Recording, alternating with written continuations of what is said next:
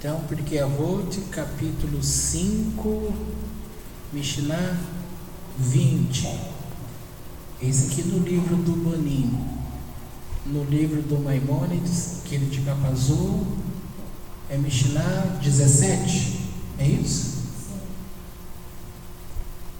Diz assim: toda controvérsia que é em nome do céu subsistirá, ou seja, permanecerá. E a que não for em nome do céu não subsistirá, não permanecerá. Qual é a controvérsia que é em nome do céu? Aquela entre Hillel e Shammai. E qual é a controvérsia que não é em nome do céu? Aquela entre Korah e toda a sua congregação. Aqui compensa bem esse comentário tudinho, mas no livro do Maimônides aí, qual é o comentário que ele faz? Alguém pode ler?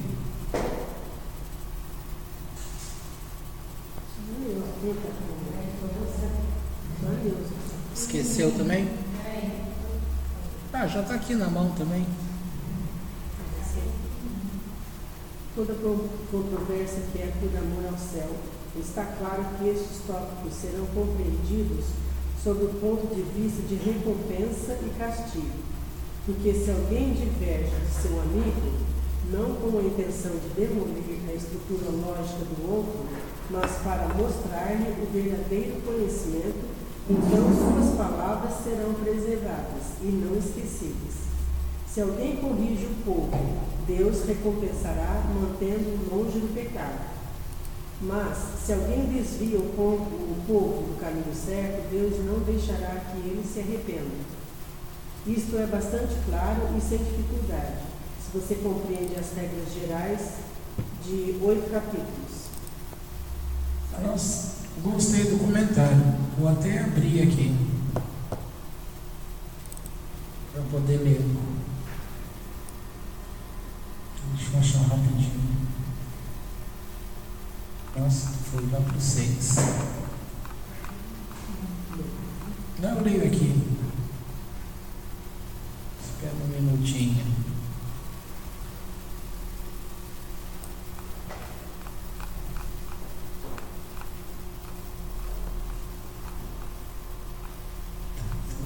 Deixa eu achar qual que está. São 17 daqui.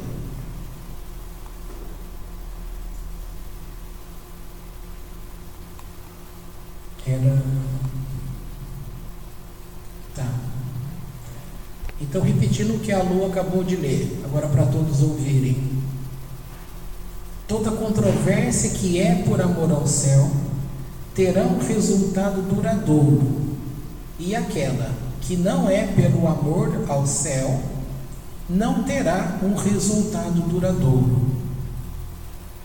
Qual é uma controvérsia por amor ao céu? A controvérsia entre Hillel e Shammai. E qual não é por amor ao céu? A controvérsia de Korah e toda a sua facção, grupo. Agora vamos lá no comentário.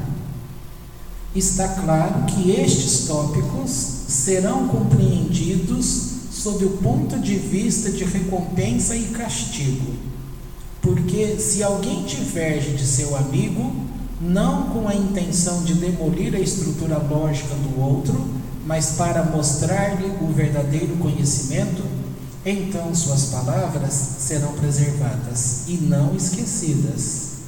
Se alguém corrige um povo, Deus recompensará, mantendo-o longe do pecado. Mas, se alguém desvia o povo do caminho certo, Deus não deixará que ele se arrependa. Isto é bastante claro e sem dificuldade, se você compreende as regras gerais de 8 capítulos. Ok, agora eu vou voltar no comentário que eu estava. Alguém quer fazer algum comentário aí? Por enquanto não, né? Tá. Ok. O comentário do Boninho, ele diz assim: toda controvérsia, discussão, debate gira ao redor de um tema sobre o qual as opiniões se acham divididas. Até aqui, sem problema, né? Se há debate é porque tem opinião dividida, por isso, debate. A questão o erro daqueles que fazem o debate é quando você precisa pelo menos 2 pessoas para iniciar um debate. É que geralmente quem quer debater, ele não conhece a tua tese. Então como que ele vai debater com você se ele não conhece a tua tese? Né? Trocando em miúdos, seria um cristão querer discutir com você sobre o judaísmo. Entendeu? Se ele conhecer as teses do judaísmo, ele vai poder ter um debate justo, honesto com você. E você também tem que ter os conceitos de cristão que ele tem para debater com ele. Porque se só você conhecer a tua tese e só ele conhecer a tese dele, acabou o negócio aí. Porque um não tem que falar do outro. Você não pode, como o comentário desse livro azul aí, dizer assim: se você tentar destruir a tese do outro simplesmente para que ele acredite nas suas, você vai estar errado.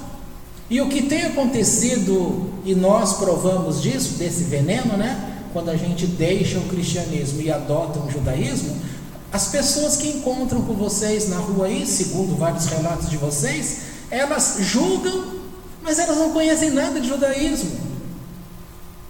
E se você falar alguma coisa com ela, ela diz assim: mas eu conheço o judaísmo. Então eu vou te dar uma dica. Quando a pessoa fala assim: eu também conheço o judaísmo, então faça uma pergunta básica para ela do judaísmo. Tá bom, você conhece o judaísmo? Então me diga em quais 3 coroas o judaísmo está firmado, ou em qual tripé, em que 3 pernas o judaísmo está firmado. Ele não vai saber responder. Aí tem gente que vai dizer: mas eu também não. Gente, nós já passamos por isso muitas e muitas vezes. Então, quais são as 3 pernas do judaísmo nesse sentido? Se você não lembra, tá? Vamos lembrar? A Torá. É só lembrar de Abraão, Isaac e Jacó. Abraão fazia o quê? Bondade, tzedakah. Então ele é a parte aí que vai falar de fazer o bem, tzedakah, bondade, tá? Mas tem um nome aí que até eu esqueci. Eu sempre esqueço esse nome, para falar a verdade. Alguma coisa Hassidim. Depois, o filho dele, Isaac. Ele fazia o quê? O que a gente vai lembrar? É o trabalho ao Eterno, é o serviço de culto ao Eterno. E Jacó, o que Jacó fazia mais? Estudo de Torá. Então a Torá, o judaísmo, está fundamentado nestas 3 pernas, nestas 3 coroas: a Torá, o serviço ao Eterno, ou seja, o estudo de Torá, o serviço ao Eterno e você praticar a bondade de Abraão. Tá bom? Então, o debate nesse sentido que estamos falando aí, a pessoa vai querer debater com você e provar para você que você está errado e ela está certa, mas ela não conhece o judaísmo. Nesse sentido, você estaria em vantagem, porque você poderia falar com ela, porque você conhece os fundamentos do cristianismo, porque nós estivemos lá dentro durante muitos anos.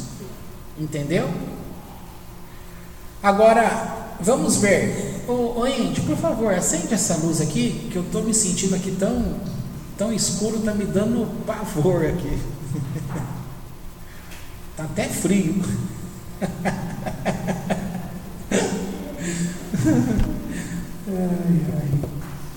Então vamos lá. Toda controvérsia, discussão ou debate gira em torno de um tema sobre o qual as opiniões se acham divididas. Mas o importante, de acordo com a Mishnah, não é o que as pessoas discutem, mas como e por quê. Então não é a discussão em si, mas como elas discutem e por quê. Agora veja que legal.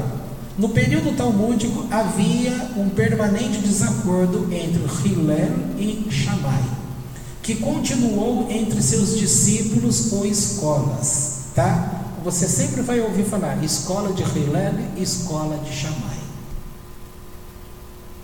E por falar em Yeshua, Jesus, nesse ensino de Jesus via Novo Testamento, ele ensina tanto a escola de Hillel como a escola de Shammai. Então, vamos lá. Cadê? Perdi aqui. Desacordo que continua entre os discípulos em escolas sobre aspectos e questões da lei judaica. A escola de Shammai, ela era mais estrita, mais dura, tá? Mais rígida. A de Hillel era mais indulgente, era mais bondosa, mais amorosa. Mas ambos só tinham um único e claro propósito, que era qual? Ajudar seu povo a observar as mitzvot e a seguir o estilo de vida da Torá. Então, veja só, aqui nós temos dois modelos de escolas, tá? E hoje em dia, por causa da internet, a gente tem acesso a vários modelos de escola de judaísmo, correto? Você pode pensar assim, sim, correto, mas se você não fuçou lá pela internet, foi vendo variados rabinos, variados tipos de judaísmo, então você vai ter aquele judaísmo ortodoxo, tá? Por exemplo, sem citar o nome dele, mas vocês vão saber de quem é. Ele sempre fala assim nos vídeos, inclusive eu gosto dele também, mas ele fala assim, não, quando você for estudar judaísmo, você tem que estudar o ortodoxo, essas outras coisas que tem por aí não servem, entendeu?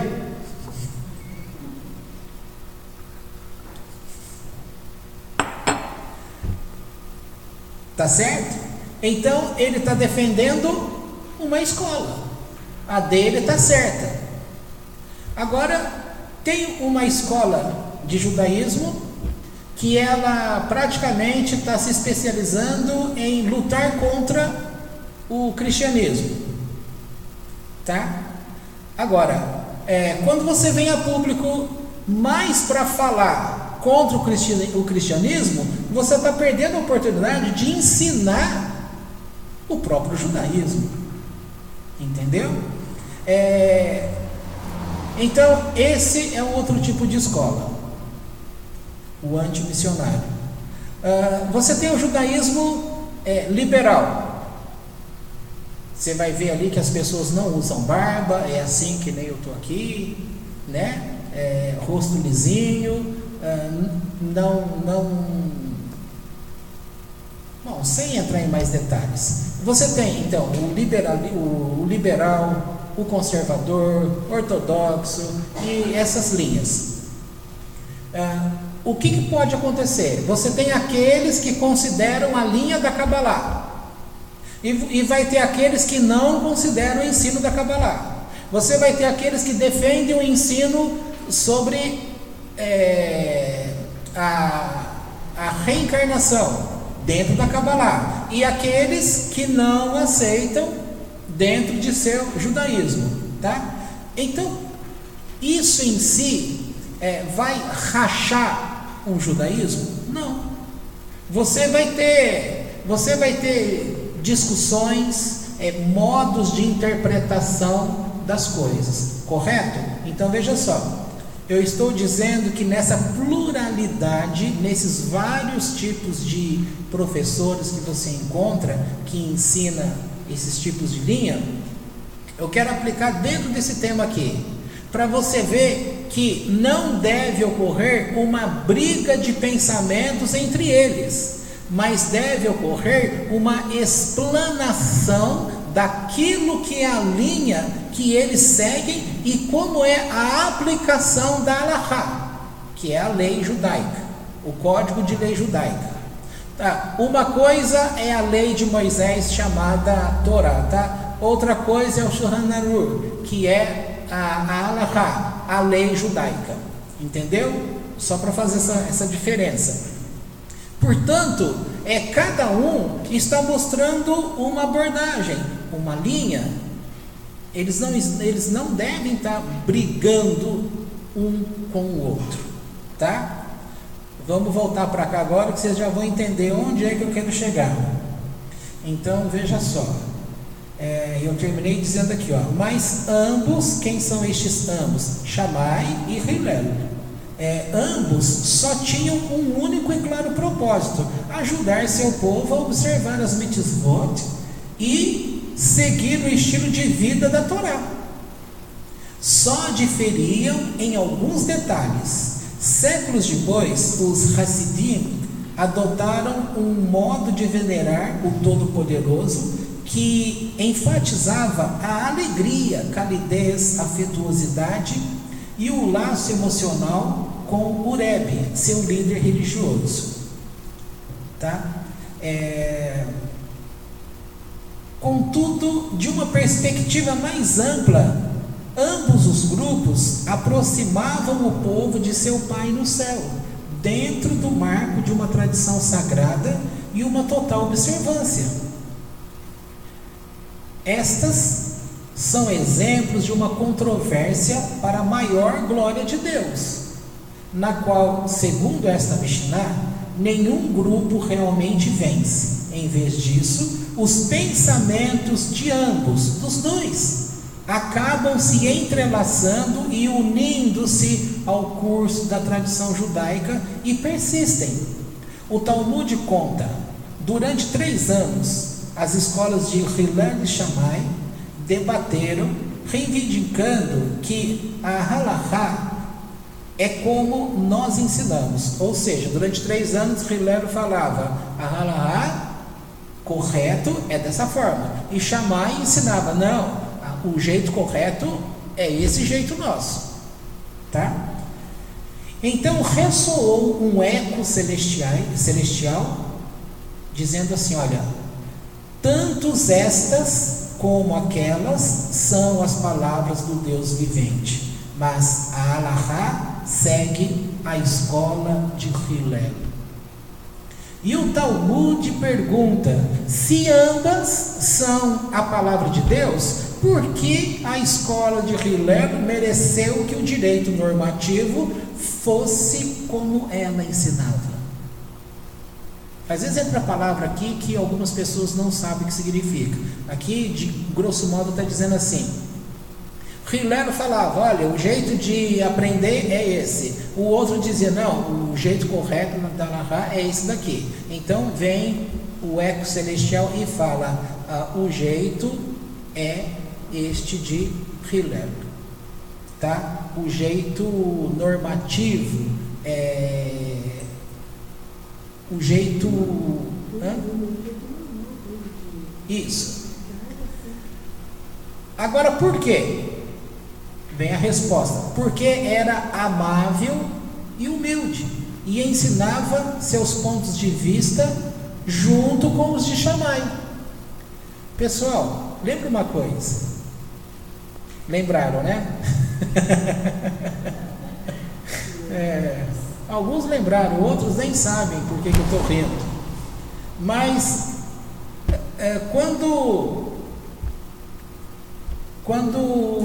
até esqueci que eu ia falar.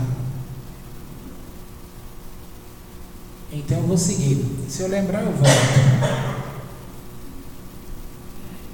Lembrei. A árvore Sefirot, ela tem Keter aqui em cima, tem Chormá, Biná, aí a próxima descendo é Chesed, e depois Gevurah. Chesed, Hillel. Gevurah, Shammai. Agora, aqui não está dizendo que no estudo os dois se misturaram? Tudo que Deus faz não tem um pouco de Hesed e não tem um pouco de Gevurah? Não tem um pouco de bondade e não tem um pouco de severidade? Então, nesse sentido, tudo que você vai fazer, você vai ter que aprender esse equilíbrio. E os debates, quando acontecem fervorosamente, cada um defendendo o seu lado, eles ficam em braços, em balança desequilibrada, porque um vai puxar para o lado dele e ele está certo, e não vai querer cooperar com o outro. Seria como uma disputa de presidentes tentando chegar ao governo. Aí quando chega no governo, ele não convida ninguém do partido daquele concorrente, porque durante a campanha falou que era para ir para um lado, então ele não vai participar do governo. Está certo isso? Não está, entendeu?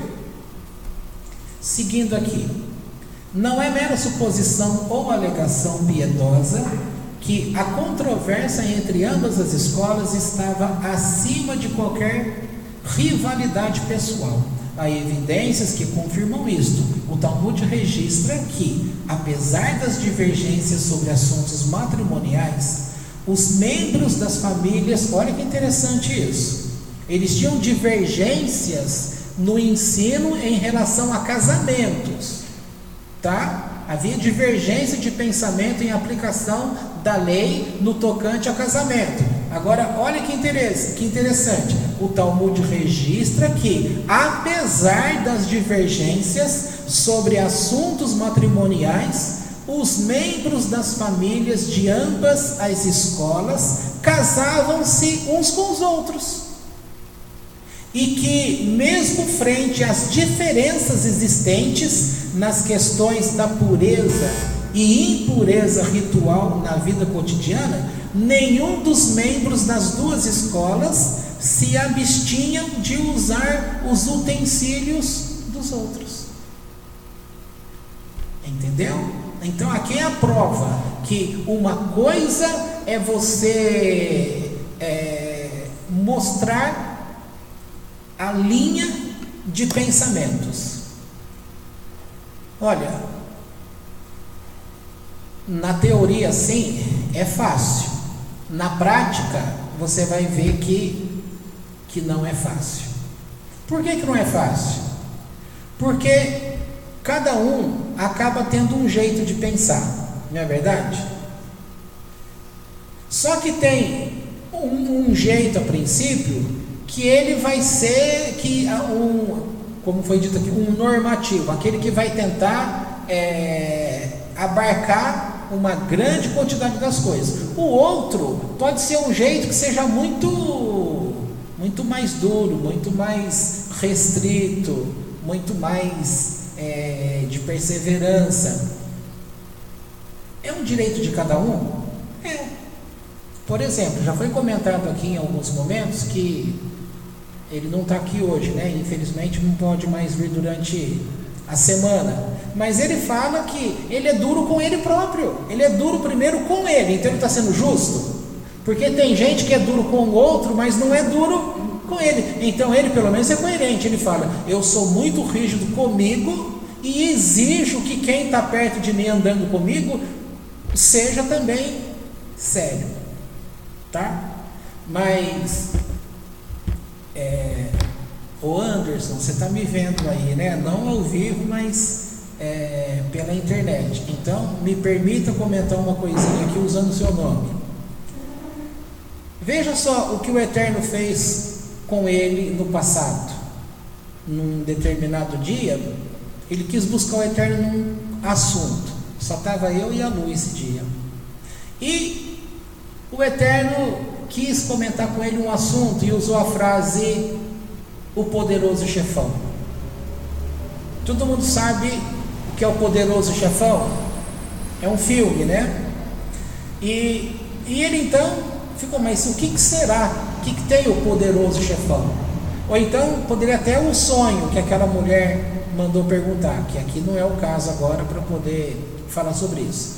Mas no poderoso chefão, nesse sentido, é que no trabalho dele, o Dinho, ele falava que ele era muito duro. A gente está falando da dureza, Shammai, entendeu? Ele era rígido, duro, então ele queria que todo mundo levasse aquele serviço dele ali com muita responsabilidade, assim, usando o termo a ferro e fogo, é isso que se fala, né? E aí os colegas de trabalho começavam a chamar ele de o poderoso chefão. Só que nem eu e a Lu sabíamos disso, que eles chamavam de poderoso chefão. Então Deus foi lá no ponto e falou: só diga para ele o poderoso chefão. E aí ele próprio pôde compreender que o jeito dele levar o serviço dele com muita rigidez, ele estava prejudicando os outros, porque os outros tinham direito de levar como se fosse a escola de Hillel, entendeu?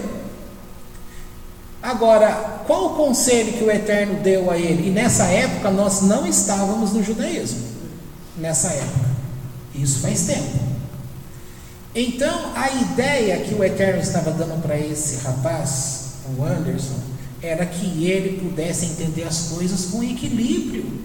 Hoje, ele lembrando disso, não sei se ele já pensou nessas coisas, ele poderia lembrar desse pedaço que está falando o Talmud, e poderia lembrar, como nós citamos, Hesed e Gevurah. É aprender, também você vai ouvir o termo adoçar. Quando se ouve falar adoçamento, é você tirar do desequilíbrio. Você vai adoçar, vai jogar um pouco mais de Hesed para poder adoçar Gevurah, que entendeu? E está dado aí o exemplo. Então, o que está falando desses dois é que mesmo tendo divergência entre eles, os familiares casavam entre si, eles comiam os utensílios uns dos outros. E agora veja só, ninguém estava taxando o outro que estava quebrando a lei, porque se eles tivessem essa certeza que só a dele estava correta, então se eles usassem o utensílio do outro, eles estavam quebrando a Alahá. E no entanto, eles respeitavam a forma de interpretação de lei. Um outro exemplo, uma amiga nossa daqui tinha amizade com um judeu, e quando algum comportamento foi comentado nos Shabat, por exemplo, a gente questionou aqui, perguntou: mas isso não é proibido no Shabat, sendo ele judeu? E aí ela foi perguntar para ele, né? E ele respondeu para ela: olha, no tocante ao Shabat, cada congregação segue um tipo de alahá. Segundo a alahá que a nossa congregação aceita, nós podemos fazer isso no Shabat. Entendeu? E para nós essas coisas acabam sendo importantes porque nós estávamos começando. E quando você está começando, a gente poderia correr o risco de não perceber essas variantes que tem.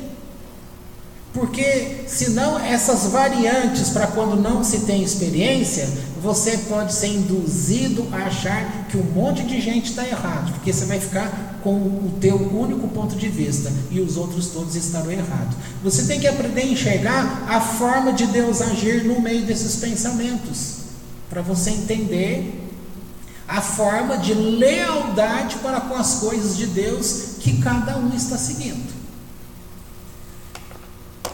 Vamos lembrar, lá no passado, tinha uma pessoa que congregava aqui com a gente, e a gente gostava bastante dele, né? Vocês vão lembrar agora. Ele usava uma frase, um ensinamento na época cristão, que eu tinha achado muito legal, porque eu nunca tinha pensado daquela forma. Então, aquele famoso texto de Zacarias, qual que é aquele texto? Não por força É isso, né? Não por força nem por violência, mas pelo meu Espírito, né? Gente, na época de cristão, esse texto, sempre alguém fazia pergunta e sempre era difícil responder, porque cada um tem um ponto de vista em cima disso. Mas a forma que o Paulo falava na época, não o apóstolo Paulo, tá? Mas o servo Paulo, então, ele falava aqui pra gente, em variadas vezes nesse texto, e dizia assim: o que pelo meu Espírito? A mesma coisa, sem saber, o que ele ensinou nesse sentido era judaísmo.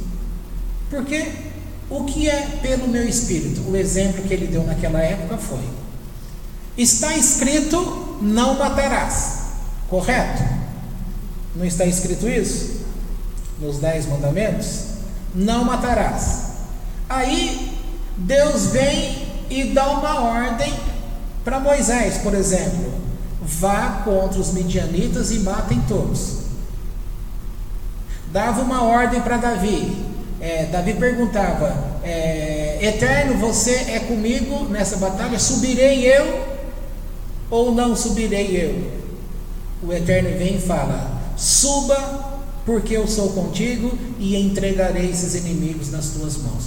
Ora, o que ele fazia? Matava. Então, peraí, pode matar ou não pode matar? Aí, a ideia, vamos falar mais uma ideia.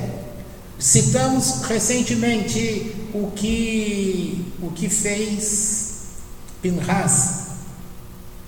Quem que Pinhas matou? Zimri e Cosbe, tá? Mas pode matar? Porque ele lançou a espada e matou os dois ao mesmo tempo, com um golpe único de espada. Aquele pessoal todo queria se reunir para matar Pinhas. E Deus vem e traz uma palavra a Moisés, dizendo: diga para o povo que se alguém tocar em Pinhas, é eu que vou para cima deles. Aí eles afinaram, né? E ainda Deus diz assim: por quê?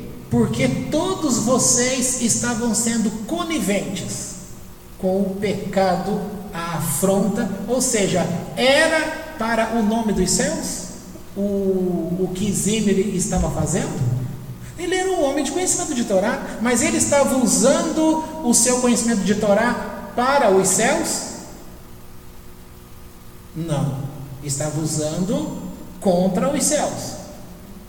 Ou seja, aqui contra o nome dos céus.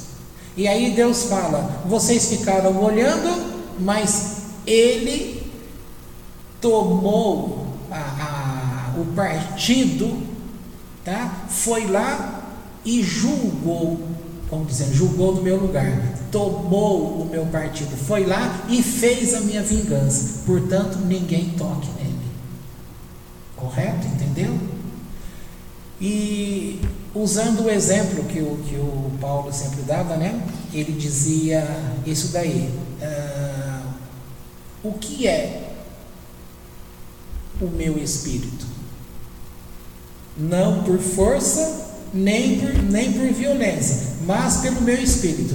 Então, tinha um momento que pelo Espírito de Deus era força e violência. O que Levi e o irmão dele fizeram com o pessoal de Siquém foi força e violência. Quando Jacó ouviu o que eles fizeram, o homem temeu. Falou: agora esse povo todo vai reunir entre eles e virão contra nós e vai destruir a nossa nação. A profecia que Deus trouxe lá para o teu avô Abraão não vai cumprir, porque ele tinha prometido um povo nesta terra que é da nossa descendência. A loucura que vocês fizeram de terem matado aqueles homens que aceitaram inclusive a circuncisão. Isso no caso lá quando atacaram Siquém, casou-se com Diná, e eles foram lá e mataram aqueles homens todos. Foi violência, e Jacó entendeu como violência e trouxe uma palavra de maldição, de castigo, como Maimônides disse, que isso está relacionado com castigo e recompensa. Pinhas foi recompensado, foi jurado a ele que na descendência dele haveria reis e sacerdotes. Recompensa. Agora, por outro lado, como foi julgado a tribo de Levi nesse ato, mas lá na frente, no tempo de Moisés aí, eles tiveram a oportunidade de fazer uma coisa em nome dos céus. O que eles fizeram? Quando foram pedir ouro e coisas para fazer o bezerro de ouro, quando Moisés estava lá com o Eterno, a única tribo que, mesmo que tivesse que morrer, eles não deram nada, não tiveram participação com nada, foi Levi. Então, nesse momento, Levi foi recompensado. Então, lá atrás, não foi pelo nome dos céus, ele matou. Mas agora, pelo nome dos céus, se precisasse morrer, eles morreriam. E eles não deram nada. Não deram ouro, não deram nada de nada de nada. Então aquele bezerro de ouro não tinha nada que viesse da tribo de Levi, tá? Portanto, eles estavam purificados neste assunto. E qual foi a recompensa?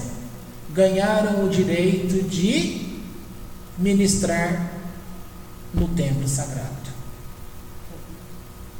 no tabernáculo lá no caso, né? Bom, acho que deu para compreender a situação, né? Podemos até parar aqui já. Lembrando, então, portanto, toda controvérsia que é em nome do céu subsistirá, e a que não for em nome do céu não subsistirá. Qual é a controvérsia que é em nome do céu? Aquela entre Hillel e Shammai. E qual a controvérsia que não é em nome do céu? Aquela entre Corá e toda a sua congregação. O que aconteceu com Corá? O que aconteceu com Corá? Coré, a rebelião. Ele era parente de Moisés, mas ele começou a dizer: eu sou também da tribo de Levi, eu sou mais rico do que eles, porque Arão é o sumo sacerdote, Moisés é o dirigente do povo, aquele que recebe a Torá do Eterno. Por quê? Será que é verdade a Torá que ele recebe do Eterno? Ora, não é esquisito, povo, que ele diz que Deus mandou usar, colocar na roupa um fio azul de tal e tal maneira? Ora, se a minha vestimenta já é toda em azul, tem sentido eu ser obrigado a colocar um fio azul na roupa azul? E ele perguntava para Moisés diante do povo todo, e Moisés dizia: sim, a lei de Deus diz que sim. Mas mesmo estando eu de azul? Sim, mesmo estando de azul. Mas o azul com azul? Sim, é azul. Nisso tudo ele estava tentando fazer o quê? Conduzindo o povo a acreditar que a Torá não desceu do céu, que era coisa que Moisés estava inventando para que ele pudesse se perpetuar no poder. Então Moisés vai a Deus com muita humildade e fala: Deus, toma uma providência, mas que tenha que ser algo que seja claro e duro. Ou seja, ele está falando que seja Shammai, agora não Hillel, porque com o povo desse jeito não pode ser em amor. Tem que ter julgamento, severidade. Não tem que passar a mão na cabeça: meu bem, meu zen, meu mal. Aí Deus fala para ele: deixa comigo, disso eu entendo. E aí o que aconteceu? A terra abriu a boca. Inclusive nós já vimos aqui as situações, né? E uma delas, não faz muito tempo isso, em capítulos aqui Mishnah anteriores, uma das coisas era: a terra abriu a sua boca. A terra ficou com a boca fechada até aquele momento que ela precisou abrir e engolir Corá e mais a família dele e mais todos aqueles loucos que seguiram a ele. Tá? Então está aqui a sequência. E quando foi declarado a relação de Aarão, o irmão de Moisés, que ficou aparentemente no lugar dele enquanto Moisés estava lá com Deus, houve aquele momento em que o anjo da morte entrou no meio deles lá, do povo de Deus, e começou uma mortandade. Não sei se é aqui que 70 mil morreram, não me lembro se é aqui. Aí o que Moisés faz? Moisés chama o irmão dele, grita para Arão: vem aqui rápido, meu irmão, pegue aquela frigideira que você prepara o incenso, sabe? Pega, prepara e vai lá no meio do acampamento e ofereça ali a Deus este incensário. Agora, este homem perdeu os 2 filhos dele no 9º dia, que era o primeiro dia de funcionamento do tabernáculo. Quem era o nome desses 2 filhos? Nadab e Abiú. Perdeu os 2. Por quê? Porque elevaram fogo estranho a Deus. Agora Moisés está falando para ele: meu irmão, leve fogo estranho. Estranho aqui entre aspas, tá? Por que estranho? Porque Deus tinha pedido esse momento de incensário? Não. Então, nesse sentido, como se fosse um fogo estranho, tá? Mas Moisés, meu irmão, se eu fizer isso, Deus vai me matar, como matou os meus filhos. E Moisés fala: mas isso é em nome dos céus. Ou usando a linguagem que o pastor falava lá na época, o Paulo, nesse ensino que ele diz, era judaísmo, um pensamento judaico, dentro de uma cabeça cristã. Era dito o quê? Não por força nem por violência, mas pelo meu espírito. E nesse sentido, pelo meu espírito, lembrando essa discussão da Mishnah de agora. Tá? Aí, voltando lá. Mas eu vou oferecer isso? Vai. Sabe por que você vai? Porque quando eu estive lá no céu, eu conversei, esse anjo que está matando lá tudo pelo nome do céu, foi ele que me deu uma dica. Ele falou: olha, se acontecer um dia alguma coisa e eu estiver matando o povo lá pelo nome do céu, eu vou te contar um segredo. Se você pegar aquela frigideira de incensário e fizer aquilo que é um serviço ao Eterno e que é feito lá no santuário, no lugar correto, e você pegar e levar e fizer lá na onde eu estou ministrando a morte, na hora que você oferecer aquilo ao Eterno, eu não vou poder matar. Então Moisés diz assim: tá bom, vou guardar isso no meu coração. Agora era a hora, o povo estava morrendo. Vai lá, Arão, faça isso. Arão fez. Eu não vou morrer, meu irmão. Não, não vai morrer, confia em mim.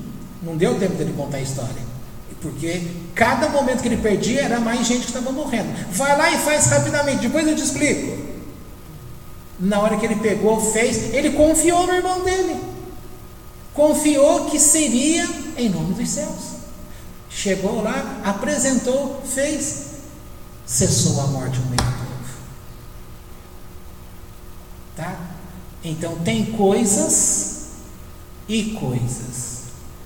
Na paraxá de amanhã, talvez eu vá explicar isso melhor amanhã, mas só para dar um gostinho aí, para mostrar isso que nós estamos falando aqui no dia de hoje, nessa Mishnah.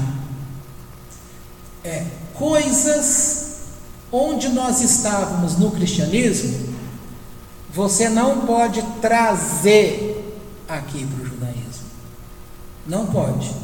E isso nos vídeos que você vê da Kabbalah do Moré Luiz, vocês vão ver justamente que ele explica isso baseado inclusive no nome da paraxá, Lech Lechá, e mostra lá o lado da esquerda, que tem escuridão, e no lado da direita, ou seja, no lado que tem Satã e no lado que tem Elohim. O que está aqui com Elohim? 603 mandamentos. Só que seja o judeu, seja o Benei Noah, que está do lado de cá, que a gente não está do lado de lá, nós estamos do lado de cá junto com as trevas. É aqui que está a beleza da coisa. E não tem como você acessar direto os 613 mandamentos, porque os 613 mandamentos têm uma cobertura de Deus, como que impenetrável. Não tem como você acessar ali, a não ser que você venha com paciência, com o tempo, subindo cada degrau da escada, aprendendo as mitzvot do Eterno. Quantas, gente? 7. Benei Noah. Então começa com estas. Vai ganhando corpo, aprendendo, sabendo como funciona, ganhando conhecimento. Aí você vai aos poucos passando para o lado de lá. Uma coisa, separa ele para ouvir, que lindo que é, mostrando com todo cuidado, com carinho, mostrando o posicionamento e mostrando o quê? Que Lech Lechá é 2 letras para Lech e as mesmas 2 letras para Lechá. Você bate o olho e fala, mas como você fala Lech Lechá se está escrito as mesmas 2 letras do outro lado? Então está ali, Lech Lechá. Aí ele só faz a substituição ali pelo que vira a palavra. Eu tinha que escrever, mas não vou escrever não, porque a gente já está com o tempo estourando. Mas vai dar a palavra kol. Porque, ler, você tem a letra final, o raf. Quando você põe ele no início, ele vira, não põe a forma final, põe a forma assim, que lembra um C do nosso cachorro, tá? Quando você põe a forma assim e põe o lamed, então ficou a palavra kol. E kol é todo. Então, lech lechá, colocando a palavra invertida, assim daria todo. Então, aí ele vai explicando, você não tem como pegar daqui e jogar para lá. Como Deus fala para Abraão, esse conhecimento esotérico que você tem da astrologia, dos astros, das coisas, tá? Inclusive dessas questões idólatras, deixa aí. Vá e deixa tudo aí e vai pegar todo ou tudo que é aquilo que eu vou te mostrar. Entendeu? Não dá para misturar. Por isso, sem explicar, só jogando para você que é inteligente dentro disso que eu estou falando hoje, poder compreender. De uma forma geral, você vai encontrar judeus que dizem que aceita como Mashiach Jesus, tá? Nesse sentido, o outro grupo de judeus não poderia estar nesse debate, achando que ele está trazendo algo de cá e passando para cá. E pode? Não pode. Então aí um é duro para dizer pode, o outro é duro para falar não pode. Vai precisar de eco celestial para poder definir essa situação. E o eco celestial ele já existe desde o princípio, porque o Eterno fala: eu, o Eterno, sou um Adonai Echad. Mas no primeiro mandamento, naqueles 10 que ele declara, ele fala com a boca dele e todo mundo escuta. E o que ele fala? Está escrito: eu sou o vosso Deus, quem tirou vocês da terra do Egito, não farão e terão para vocês outros deuses. Eu sou o Eterno.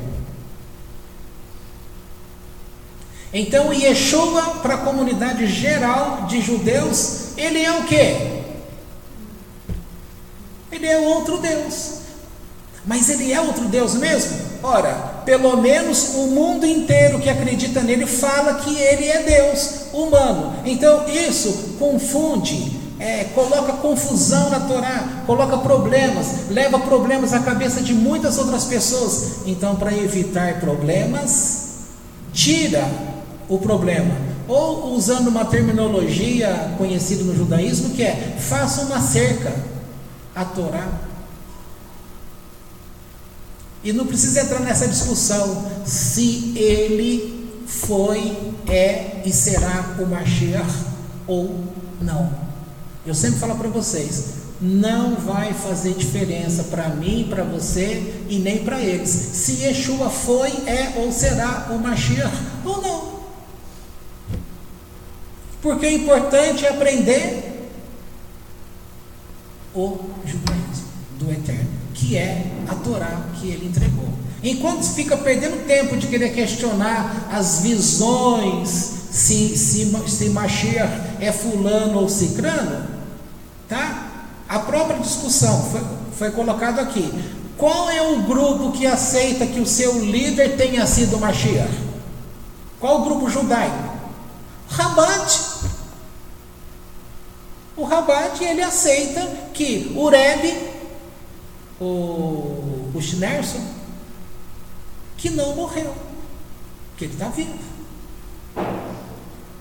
que é dito que 7 não morreram.